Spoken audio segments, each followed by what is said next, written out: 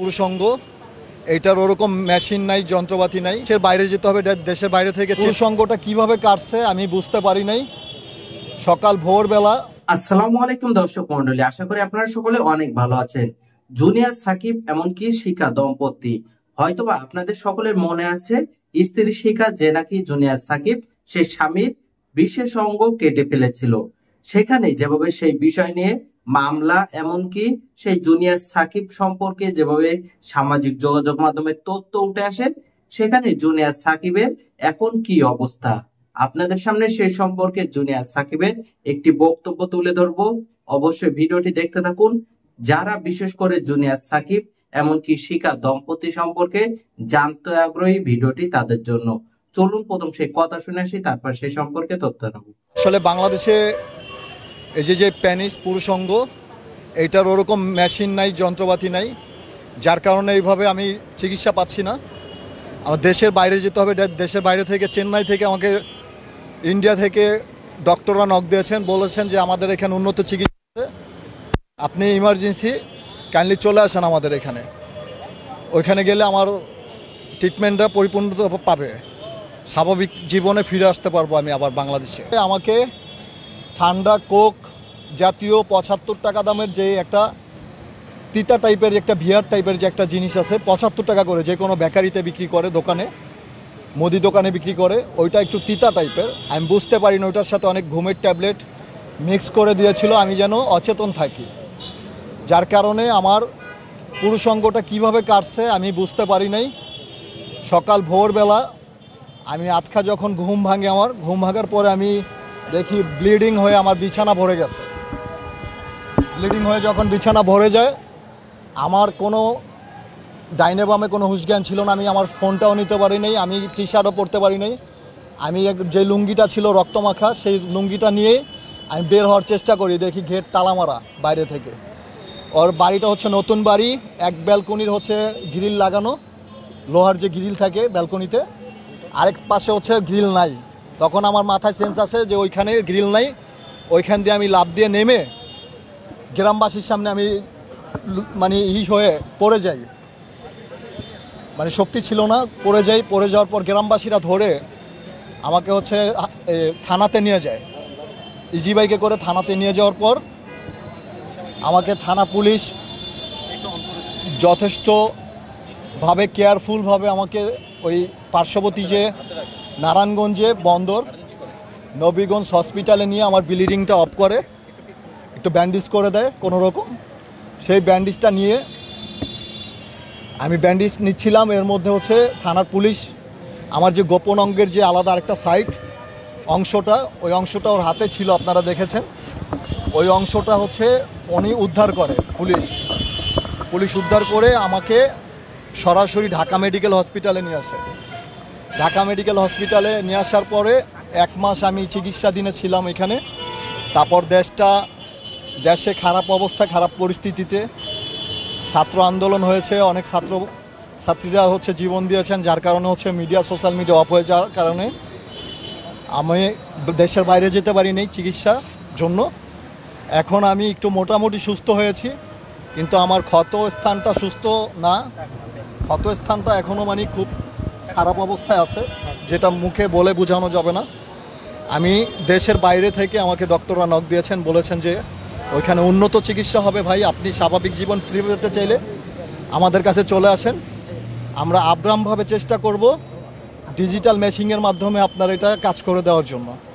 সেখানে যেতে হলে আমার অনেক অর্থ দরকার, তার জন্য আজকে আমি রাস্তায় নেমে আসছি, সবাই আমাকে হেল্প করবেন। আমি অনেক ভালো একটা ছেলে ছিলাম আগে, আমি মিডিয়াতে কাজ করেছি, আপনারা দেখেছেন, এত কিছু হয়েছে আমার নামে, কিন্তু কোনো ব্যাড ক্লেম আসে নাই, কোনো প্রুফ আসে নাই, কোনো মিডিয়াতে কেউ কি বলতে পারে নাই যে এই ছেলেটা এই খারাপ জায়গায় যে এইটা করছে, এইটা ধরা খেয়েছে, এটা করছে। 2022 সালের থেকে এই শিখা নামের জঘন্য মহিলা ও ভাইরাল হওয়ার জন্য আমার সাথে পার্টনারশিপে কাজ করতে চায়, বলে যে পার্টনারশিপে কাজ করব, আপনি অর্ধেক নেবেন, আমি অর্ধেক নিব। একটা প্রোডিউসার যদি প্রোডিউসিং করতে চায়, আমি অ্যাক্টর মানুষ, আমি সেখানে কাজ করতে যাওয়াতে আমাকে আটকিয়ে ফেলে আমাকে বিভিন্নভাবে মানহানি করে, বিভিন্নভাবে আমাকে হচ্ছে হ্যারাসমেন্ট করে, যার কারণে আমি কিন্তু একটা সম্মেলন করেছিলাম কাফনের কাপড় পরে আপনারা অনেকেই দেখেছেন 1 বছর আগে যে আমি এই মহিলার কাছ থেকে মুক্তি চাই।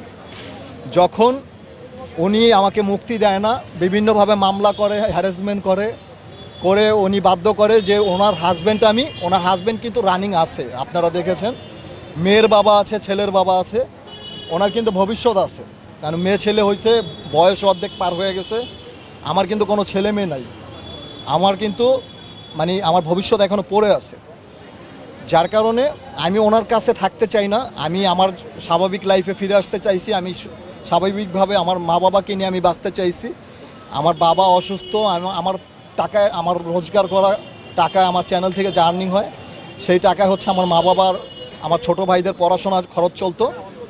আমি অসুস্থ হয়ে যাওয়ার পর আমার মা বাবা খুবই মর্মাহত,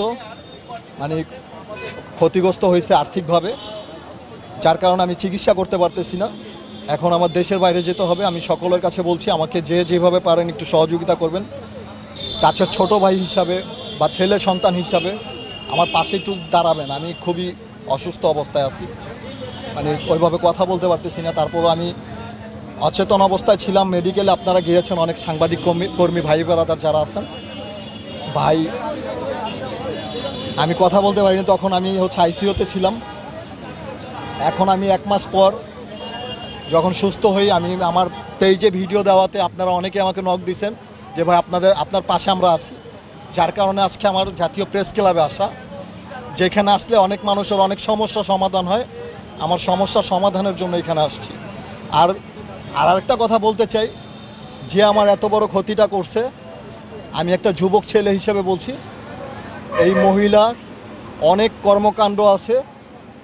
অনেক মানুষ কমেন্টও করেছে, বিভিন্ন জায়গায় চুরি করতে গিয়ে ধরা খাইছে, নিজের ছেলেকে দিয়ে মেয়েকে দিয়া রিক্সার পিছনে উঠায়। আমি আগেও বলছি যে রিক্সার পিছনে রেখে চুরি করায়। আর শাওন নামে যে ওর হাজব্যান্ড, সেই হাজব্যান্ডকে দেওয়া হচ্ছে আরেক রিক্সা দেওয়া ব্যাগিন দেয়, পাঞ্জাবির পকেট মারে, ওই রিক্সার পিছনে ওটা হুক ফাঁক করে পাঞ্জাবির পকেট মেরে নেমে যায় ছেলেটা, ওর আপন ছেলেটা। আর ওই শাওন ব্যাগিন দেয় পিছন থেকে আরেক রিক্সা দিয়ে। ঢাকা শনিরাকড়া রায়েরবাগ দিয়ে এই সমস্ত কাজ করে, নারায়ণগঞ্জ বন্দর এরিয়া দিয়ে। আমি এই জন্য ওর কাছে থাকতে চাই না। দেখে ওর ভাইরাল হওয়ার নেশা, টিকটক করতো আগে চুরি করার পাশাপাশি। আর টিকটক করা লাইক পড়তো না, 2-4টা লাইক পড়তো। আমার ভাইরাল, আমার ফেমাসিটিকে ব্ল্যাকমেল করে, আমাকে জিম্মি করে ও ভাইরাল হয়েছে মিডিয়াতে। আপনার সেই ভিডিও ক্লিপে জুনিয়র সাকিবের বর্তমান পরিস্থিতি, এমনকি যেভাবে সে বর্ণনা প্রদান করেছে চিকিৎসার জন্য ভারতে যাবে সে, এমনকি যেভাবে জুনিয়র সাকিব এমনকি শিখা দম্পতির মধ্যে কলহ জেদ ধরে যেভাবে স্ত্রী জুনিয়র সাকিবের যেভাবে বিশেষজ্ঞ কেটে দিয়েছিল, এমনকি সেই বিষয় নিয়ে যেভাবে বিরোধে সামাজিক যোগাযোগ মাধ্যমে বিভিন্নভাবে আলোচনা সমালোচনার জন্ম দেয়, সেখানে জুনিয়র সাকিবের যে বক্তব্য ছিল, সর্বশেষ পরিস্থিতিতে আপনার সেই কথা শুনলেন। অবশ্যই সেই সম্পর্কে আপনাদের তথ্য মন্তব্য কমেন্ট বক্সে জানাবেন। সকলে সচেতন থাকবেন, সকলে পরিবার নিয়ে ভালো থাকবেন, সুস্থ থাকবেন, সচেতন ভাবে জীবনযাপন করবেন। আল্লাহ হাফেজ।